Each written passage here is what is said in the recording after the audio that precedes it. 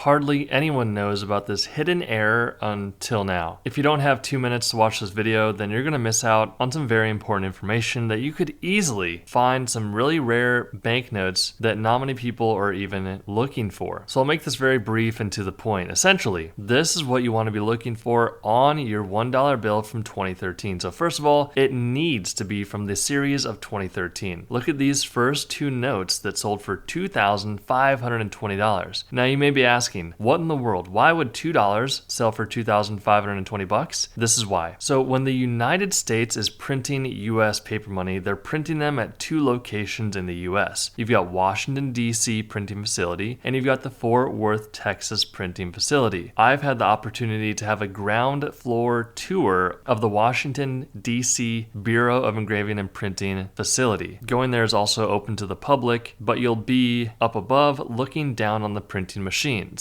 I digress. The reason why these are so rare and so valuable is because they were accidentally printed at both the Fort Worth, Texas and the Washington, D.C. facility. And that's completely fine. But the big issue is Washington, D.C. and Texas accidentally printed the same serial number range. Now you may be asking, how do I know where my $1 bill was printed? Well, it's very straightforward. I'm going to show you right now. Not many people know that this is how you tell the difference. So look in the bottom right quadrant of your $1 bill. You're going to see what's called a plate position. Now that plate position is going to involve a letter and also a number. Now the letter and number do not matter, but what does matter is if you see a small FW before that plate position. The FW stands for Fort Worth, Texas, where that specific bill was printed. If your bill does not have an FW on it, that means it was printed at the Washington, D.C. facility. Now here's the kicker. You can see that the serial numbers on these two bills are identical, but this only happens for a specific serial number range and district. So first of all, it must be a $1 bill from the series of 2013. Next, it must be from the New York district. That means there's a large B on the left-hand side of the bill, and also the serial number starts with the letter B. It also needs to be a star note. So the star at the end of the serial number must be there. And then we're going to show you the serial number range that it needs to be within. Essentially, if you have it within this range, then you have a $1 bill that's worth at least $20 to $40 at minimum. Just alone, you could sell these notes on eBay. Now, if you're still watching, lucky on you, because this is exactly what I would do if I found one of these bills, which we do have a lot of members in our school community that are hunting it for these bills, and they're making some decent money doing so. So go on eBay and type in your serial number and see if someone else listed your exact serial number. If they did, buy it immediately, because now you have a duplicate serial number that's worth a good amount of money. It is very, very challenging to find your matching pair duplicate serial number because not all of them have been found, or some people just don't know what to look for. You can see that both of these bills have been heavily circulated at a very fine 30 and a very fine 25. That means a lot of wear and tear. But let's go to the next pair. So this pair, you can see one of them is brand new. It was graded by PMG at a 66 EPQ. The serial numbers are the same. The highly graded example is the one from Fort Worth, Texas. The lower graded very fine 20 is from Washington, D.C. You can tell by the plate position missing the FW, but this is a big time production error, and these two bills sold for $3,600. $5,040 for these 2013 $1 bill star notes from the New York district. Someone matched these pairs. There's a good chance that someone found one of these bills and then went on eBay and found the matching pair. Not everyone is going to type in the serial number of their bill on eBay, so you may have to do a bit of hunting. But hey, that's the reality on these bills. They are out there, but they are very hard to find your matching pair. Statistically, it is very, very unlikely that someone is ever able to match them and sell them together, but someone did, and they were able to sell it for $5,040. $6,600 this matching pair sold for from 2013. Just another example that PMG graded 25 is pretty beat up, and these notes sold for $6,600. We do hope you enjoyed the video. Make sure to check out skool.com, that is skool with the K.com/coin, to join the Coin Value Club. We'll see you guys inside.